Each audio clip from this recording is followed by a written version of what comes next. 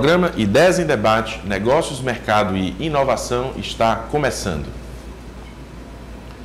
O projeto de lei número 2630/2020, mais conhecido como PL das Fake News, completou exatos 4 anos no último dia 13 de maio. De lá para cá, muitas emendas, idas e vindas, novas redações e versões. O desgaste é inevitável. E aquilo que tem como proposta principal instituir a Lei Brasileira de Liberdade, Responsabilidade e Transparência na Internet oscila entre paralisações e mais discussões sem avançar na votação. Atualmente, o PL tramita na Câmara dos Deputados em regime de urgência. E o que era para ter sido votado no início de maio foi mais uma vez adiado. Mas, projeto de lei à parte, o combate às fake news tem sido uma questão importante no mundo inteiro e mobiliza governos, empresas de tecnologia e sociedade em geral. O Brasil, assim como muitos outros países, está buscando formas de enfrentar esse desafio. Esse é o tema do programa Ideias em Debate de hoje e para falar sobre o assunto, convidamos o jornalista e coordenador de comunicação do Governo do Estado, Mussolini Guedes, e o advogado especialista em computação forense e perícia digital, Dr. Eudânio Barros. O programa Ideias em Debate está no ar.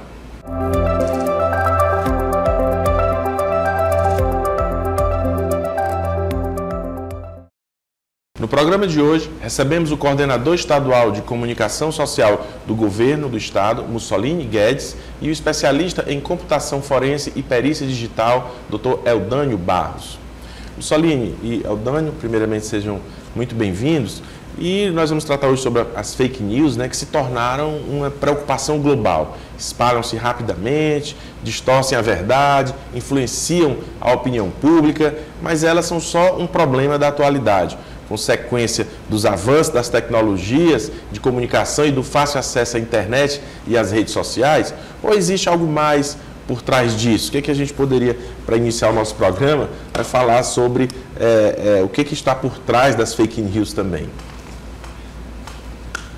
Boa tarde, doutor Campelo. Boa tarde, Eudânio. Essa história de fake news, de internet, é impressionante, né? A internet surgiu como uma forma de, todo mundo diz, democratizar a informação, disponibilizar mais conhecimento, mais informação, mais cultura, mais tudo para a população em geral. Uma forma de levar conhecimento a mais gente e a quem quisesse usufruir ou aproveitar desse acervo, dessa quantidade imensa de conhecimento que a gente pode ter na internet. Naturalmente, tem as coisas boas e tem as coisas ruins. A comunicação, propriamente dita, ela veio numa transformação radical nessas últimas 3 décadas, 2 décadas para cá. E um dos efeitos, digamos, deletérios dessa disseminação, dessa democratização da informação, é a história das fake news. E o que é fake news? É mentira, né? Em termos bem concretos, bem fácil, bem de dizer, é mentira, aquilo que não é verdade. E isso encontrou no ambiente da internet, no ambiente digital, um campo muito fértil para a sua disseminação. A gente que vem do interior, a gente tem aquela coisa, fuxico você acaba se você não der, se você não tiver como disseminá-lo, se não tiver como levá-lo adiante. O fuxico chega até você, a informação negativa ou ruim chega até você e você para ali e morreu. A internet não, ela se tornou uma forma de se disseminar com muita rapidez, com mais eficácia e com um alcance monstruoso. O que há por trás dessa temática de fake news? É só a desinformação propriamente dita, só a fake news, só a mentira que eu passo com algum objetivo, ou tem outros objetivos, outros interesses por trás? Aí entra o quê? Interesse ideológico, interesse político, interesses financeiros. É essa questão que a gente pode aprofundar na discussão aqui. Exatamente. Essa questão é muito interessante porque as fake news, elas explodiram lá no nosso pleito eleitoral em 2018, com aquela grande polarização que nós tivemos em nosso país, e ela foi realmente utilizada como uma arma de destruição. E de destruição de quem? Da imagem de determinadas pessoas. Porque o que é que ocorre? Com a redução do nosso tempo de campanha eleitoral, que antes eram 90 dias e agora são 45, é impossível uma pessoa em 45 dias restabelecer aquele estrago que foi feito. Então, a campanha daquele determinado candidato estava por água abaixo, ia por água abaixo. Não tinha como ele refazer essa imagem dele. E a discussão que nós estamos tendo hoje, com toda essa disseminação de fake news e agora com incitação, inclusive, de crimes em escolas, né, é exatamente as Big Techs agirem de uma forma mais eficaz e mais célere para evitar que essa disseminação toda dessas notícias falsas e desses crimes que são colocados aí, que são disseminados todos os dias, cresçam cada vez mais. Interessante, eu estava, enquanto vocês estavam falando, lembrando o seguinte, que tem uma pesquisa que mostra que as fake news, elas são mais difundidas do que uma verdade. Às vezes a verdade, ela é colocada, e se você coloca naquele mesmo dia, da mesma forma, uma notícia falsa, aquela notícia falsa, ela avança mais rapidamente. Solino, você que é da área de educação, por que as notícias falsas, elas correm tão rapidamente? Aí a gente entra basicamente ou concretamente na história do interesse que está por trás desse movimento na internet. Se eu invento uma mentira e eu quero que essa mentira se dissemine, que ela tenha um alcance pessoas, ou alcance segmentos, ou alcance objetivos, naturalmente eu vou fazer com que ela tenha os mecanismos para ela se disseminar, para ela ser distribuída com mais rapidez e com mais eficácia. Eu vou usar os instrumentos para que ela se dissemine. Eu acho, na minha visão, que por isso que as fake news são tão perigosas, porque ela tem um interesse por trás. Ela não é só desinformação, não é só um fuxico, não é só uma mentira simples que eu invento, é uma mentira que eu invento com um objetivo muito claro, com uma meta muito clara para ser alcançada. Ou alcançar objetivos concretos, ou alcançar pessoas, ou alcançar segmentos, ou alcançar interesses que eu tenho por trás, e eu crio as armas, as condições para que ela se dissemine. Aí entra a questão política, entra a questão ideológica, de disseminar o medo, alguma ação que ela provoque desdobramentos danosos para a sociedade, maléficos para determinados segmentos, questões das eleições. Aí a gente entra numa questão mais política, questão das eleições de 2018. Naturalmente, tem esses interesses por trás, por isso que eles se disseminaram com mais rapidez. A questão da violência e do ódio, disseminação da violência e do ódio, como forma de alcançar segmentos ou alcançar pessoas, ou como é que se diz? Valorizar crenças que eu acredito e que têm o objetivo de atingir a sociedade, os segmentos sociais. Por isso que, na minha visão, as fake news elas são tão danosas e perigosas, e elas precisam ser combatidas com virulência e com eficácia, porque elas têm objetivos muito claros a serem atingidas e conseguem, com os meios digitais, seguir esse caminho que ele é tratado. Doutora Dani, a PL das fake news é uma forma de combater as fake news?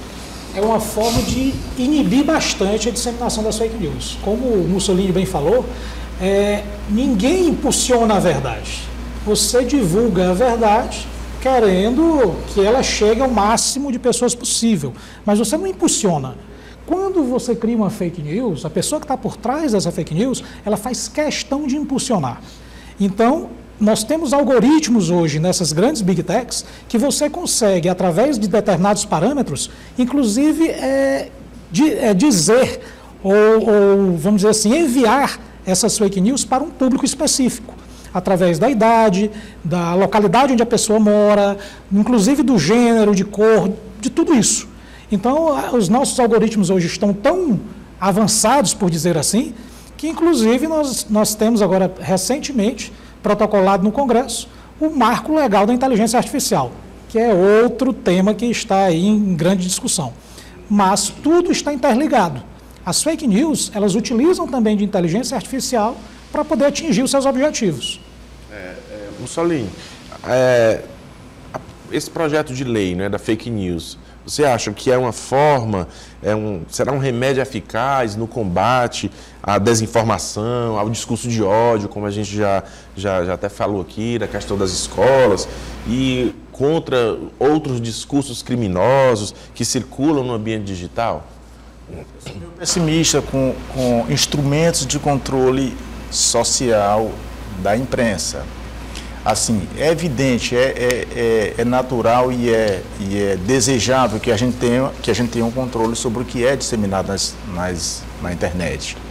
Precisa ter esse controle, precisa ter fiscalização, precisa ter controle, precisa ter responsabilização de quem faz da internet um campo fértil para a disseminação de mentiras, de discurso de ódio, enfim, essa prática de alcançar objetivos que não sejam bons para a sociedade. Agora a questão é, como fazer isso? O PL das fake news, ele é eficaz nessa proposta de controlar, de exercer esse controle? Essa é a grande discussão. A gente não tem experiências no mundo, pelo menos até onde eu sei, de controle eficaz de internet. Não tem. Todas as experiências que tiveram na Europa elas não tiveram a eficácia que se esperava. Muito pelo contrário, elas tiveram desdobramentos que não foram bons para dentro da proposta que se pretendia.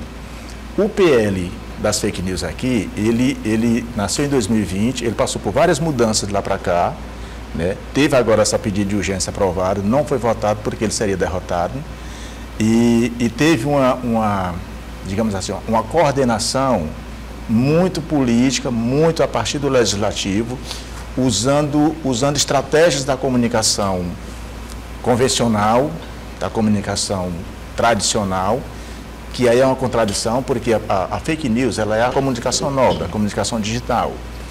E a estratégia de comunicação utilizada para vender a ideia do PL das fake news ela foi basicamente a comunicação convencional, da grande mídia, digamos assim.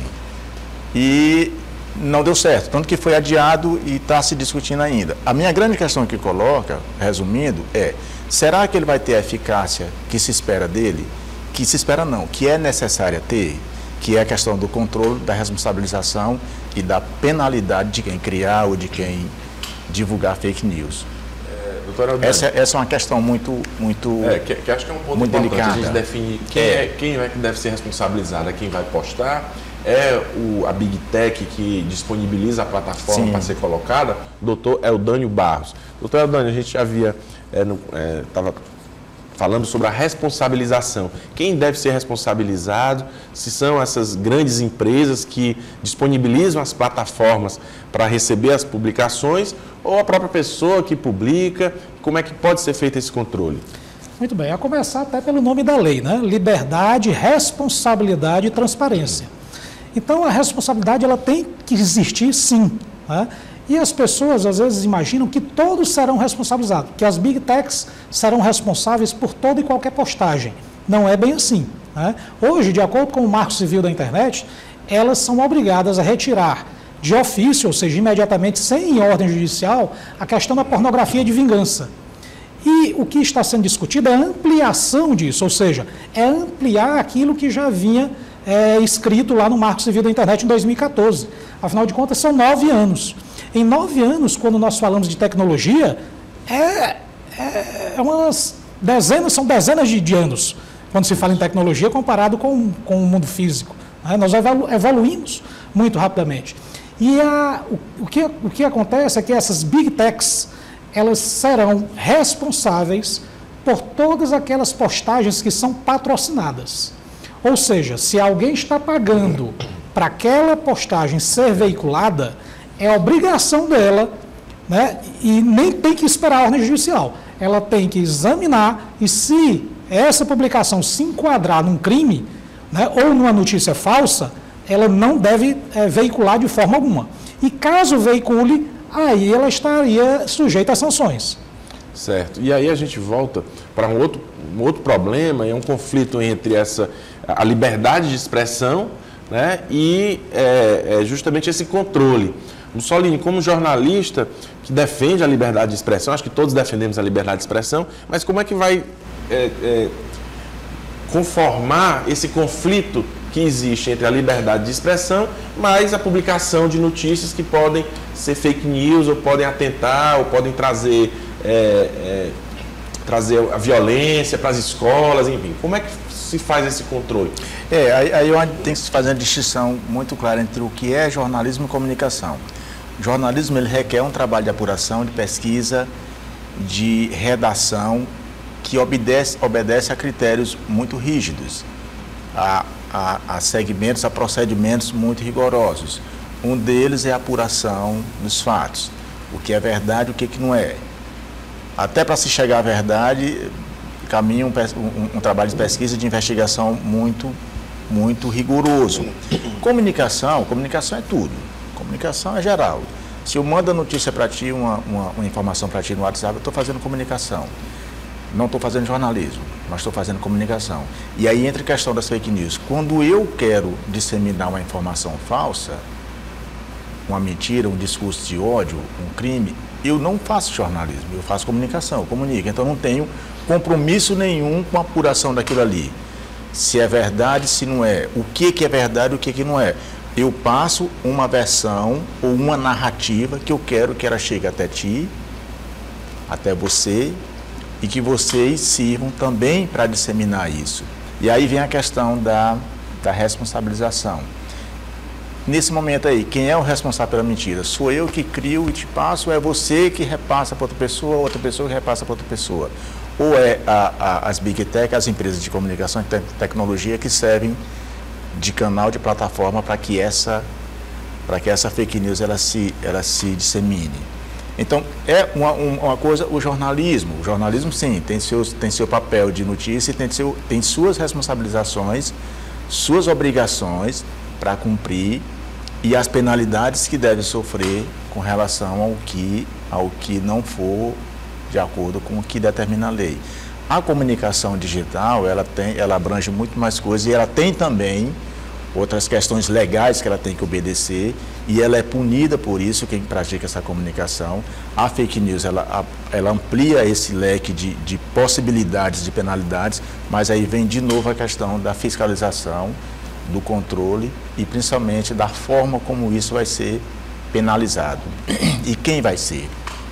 Quem vai controlar? Acho que é um aspecto muito importante, muito polêmico também. E falando em aspecto polêmico, doutor Eldânio, quais são os principais aspectos ou os mais polêmicos, né, dessa PL da fake news? O que tem mais se discutido e por que essa PL ela empacou, que já está há 4 anos aí e não se tem um resultado final dela? Muito bem. Quem é contra, né, denominou inclusive de chamar PL da censura, né, porque ela estaria censurando a liberdade de expressão. E não é bem assim. Na verdade, a internet ela não pode ser um mundo sem lei, não é uma terra de ninguém. Ela tem sim que ser regulamentada. É algo natural, a tecnologia evolui e as leis têm que evoluir junto, né? Não tem como fugir disso.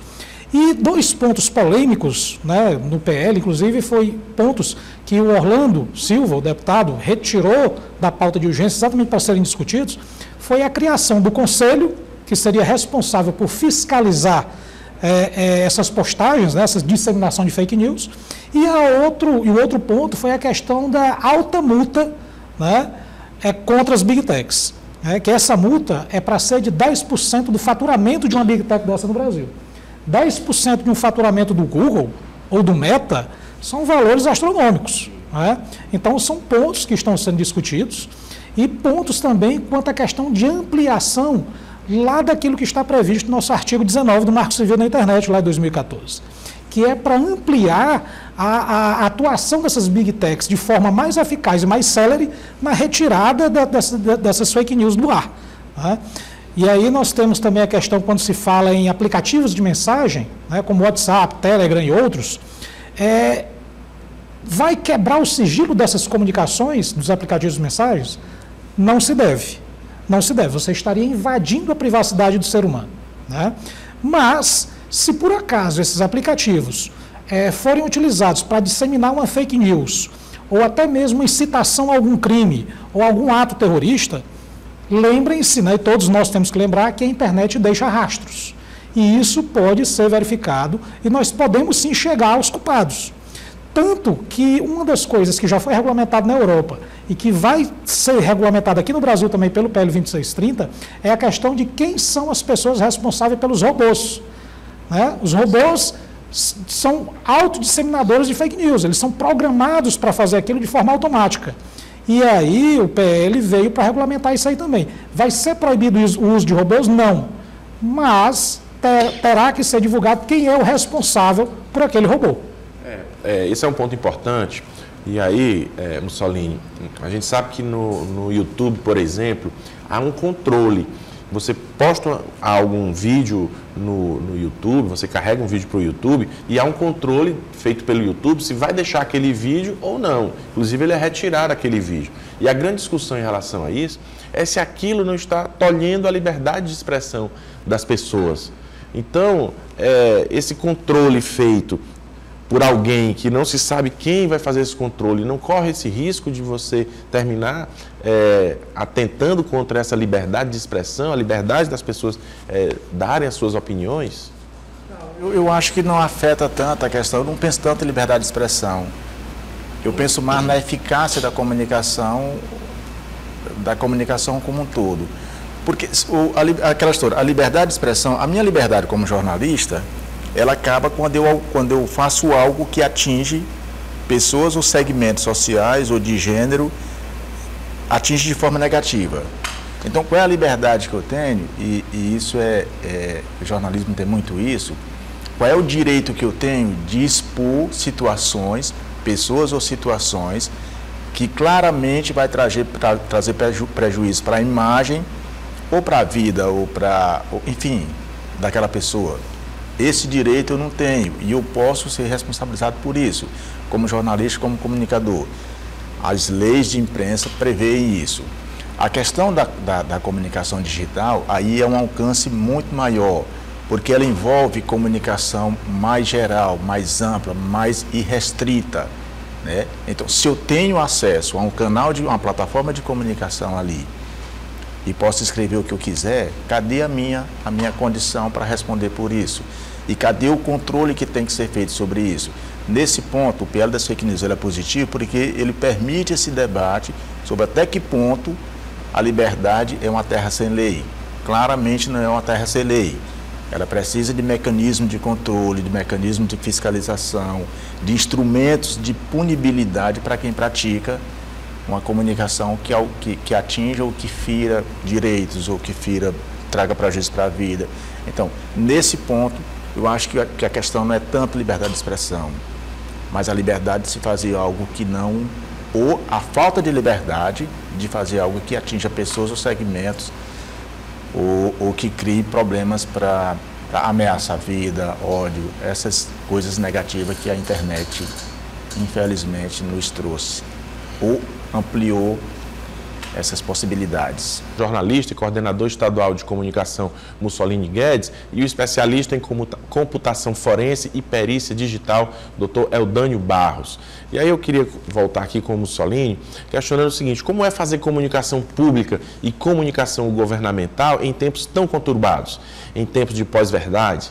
Quais os impactos das fake news, por exemplo, em áreas específicas como saúde, política ou meio ambiente?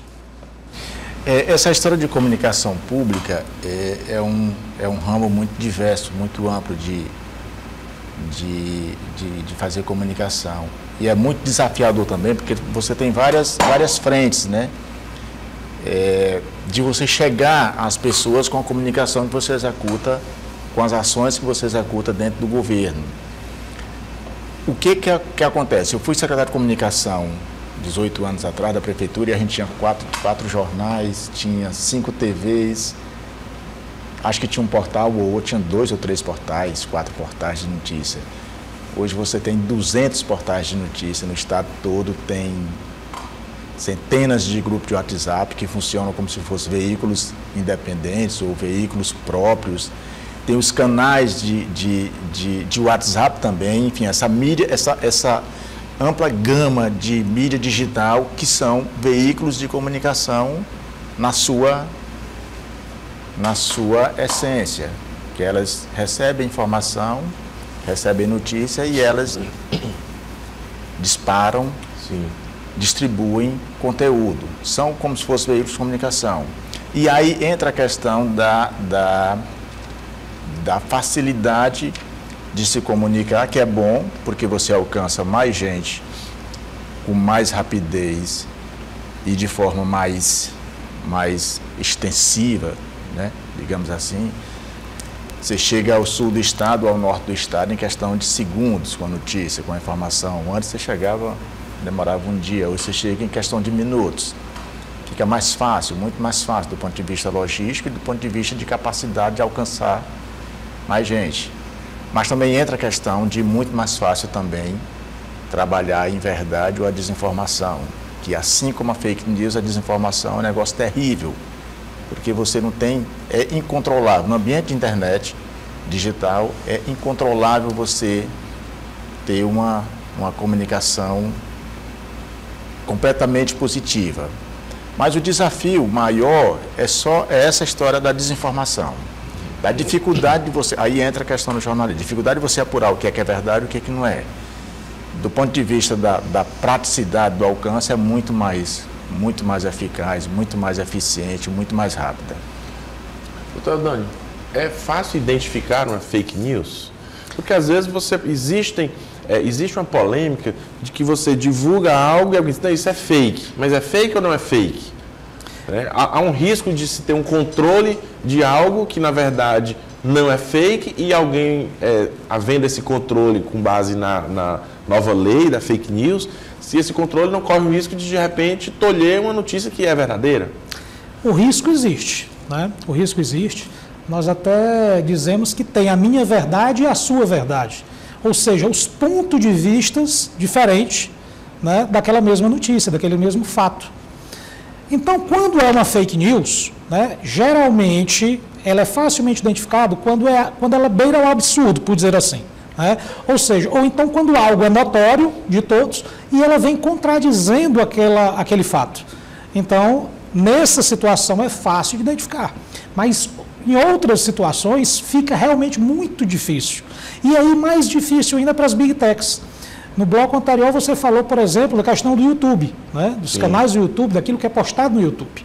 O YouTube, ele está, vamos dizer assim, ele tem os direitos de reprodução do filme Avatar 2. Isso é só um exemplo. E o que é que aconteceu no próprio YouTube? Um usuário de um canal do YouTube colocou todo o filme disponível, né, em 4K, né, dublado em português, e o YouTube demorou praticamente uma semana para conseguir tirar esse vídeo do ar, ou seja, da própria plataforma. E mais de 2 milhões de brasileiros assistiram esse filme. Ou seja, o filme está sendo vendido pelo YouTube a R$ 69,90. Quanto é que o próprio YouTube não perdeu? Sim. Né? Então, quer dizer, não é tão fácil para as Big Techs identificar uma postagem.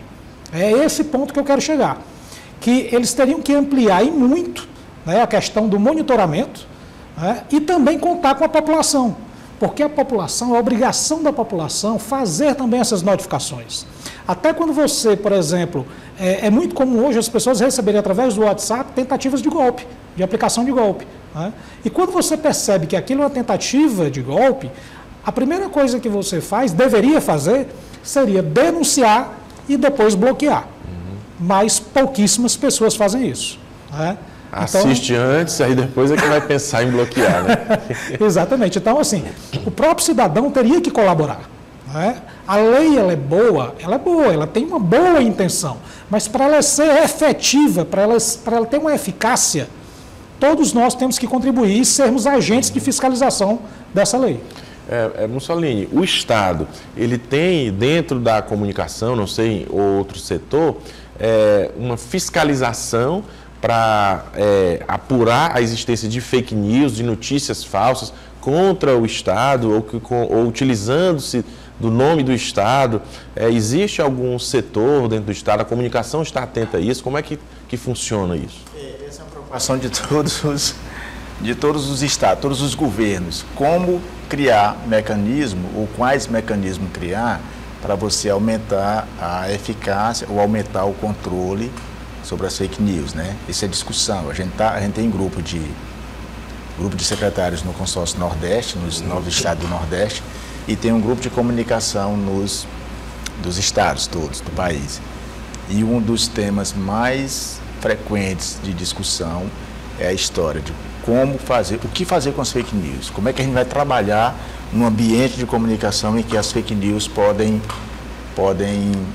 interferir de forma tão intensa.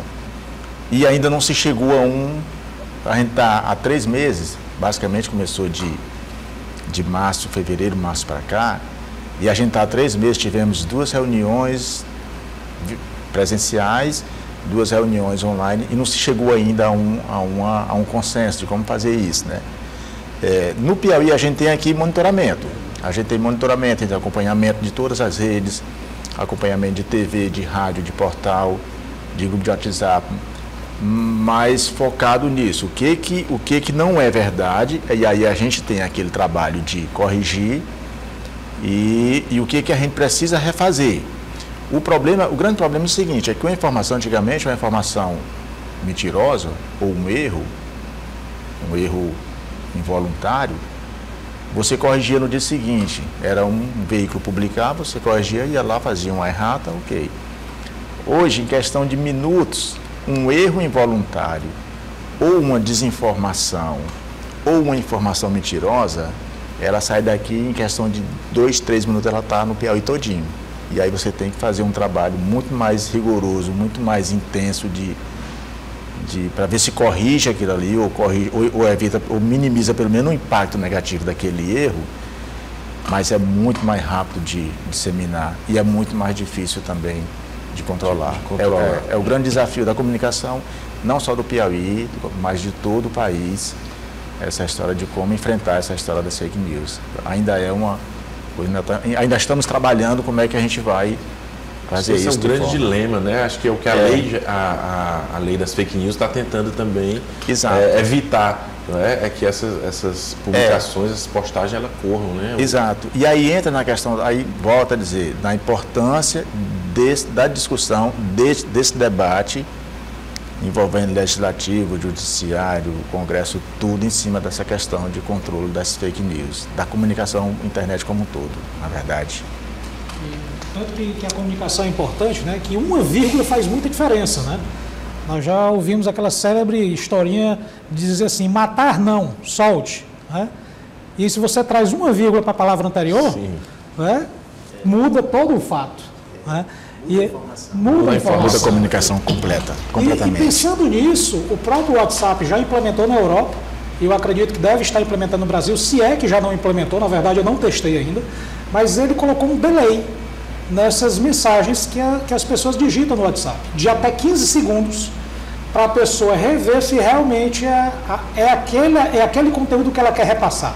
E nesses 15 segundos ela vai poder apagar essa mensagem, ou seja, a pessoa do outro lado não vai receber de forma alguma, se ela fizer isso em 15 segundos.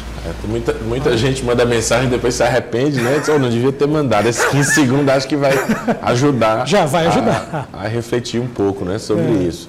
Bom, o programa Ideias em Debate está chegando ao seu fim, mas antes de pedir aqui aos nossos entrevistados que façam suas considerações finais, você confere agora uma agenda com os principais eventos do segmento empresarial no Piauí. No dia 15 de junho acontece a palestra Gestão por Prioridades na Liderança. O palestrante Marcelo Massini Melo vai ensinar os líderes a construir processos com foco na liberação e expansão do potencial de pessoas, equipes e organizações por meio do desenvolvimento de eficácia comportamental, visando alta performance e resultados sustentáveis. O Sebrae oferece de modo online a palestra Festas Juninas, 5 dicas para você utilizar o Instagram e vender mais. Através dessa palestra, o empreendedor vai aprender a utilizar desse momento festivo para otimizar a estratégia de marketing digital no Instagram e, nesse modo, aumentar as suas vendas.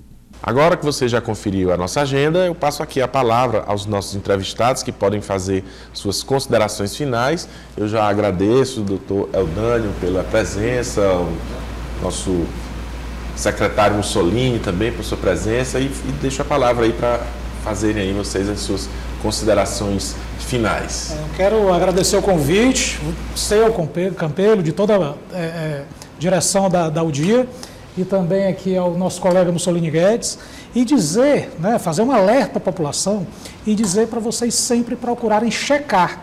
Sempre que vocês receberem uma notícia, chequem se aquela notícia é fato ou se é fake.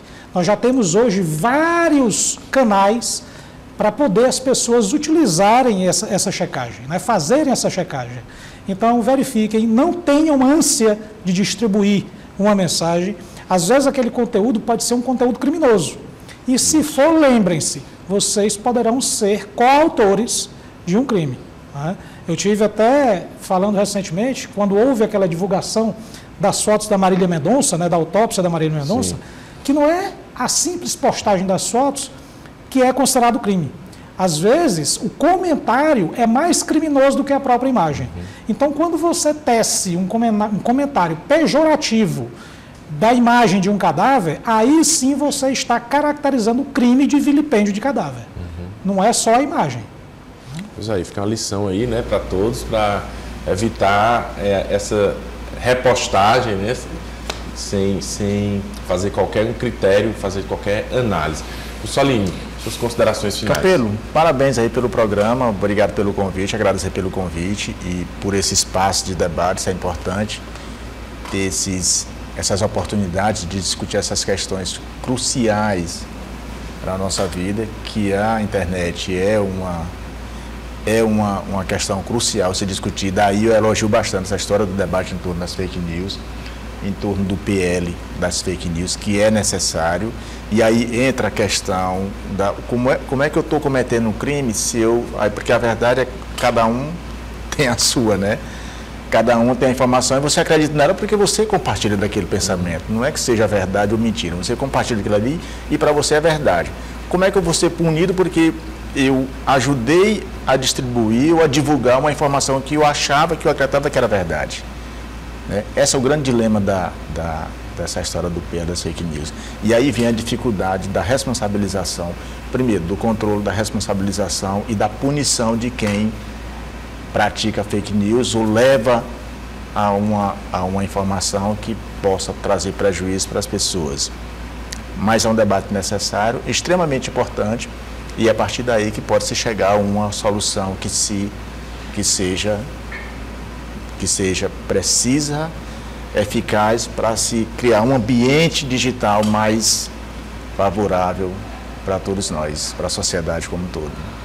Bom, agradeço aqui aos nossos convidados e também a sua audiência em casa. E convidamos você a participar da nossa produção através das redes sociais @ODiaTVPI e do WhatsApp 86999112111. Você pode sugerir pautas e nos enviar feedback dos assuntos discutidos. Acompanhe também a reprise do programa todo sábado das 9 às 10 horas da manhã. E caso não tenha tempo para acompanhar a transmissão às terças-feiras ou mesmo a reprise aos sábados, você pode acessar nosso canal no YouTube. É só pesquisar Sistema O Dia na plataforma e assistir o programa na íntegra. Um abraço e até o nosso próximo encontro.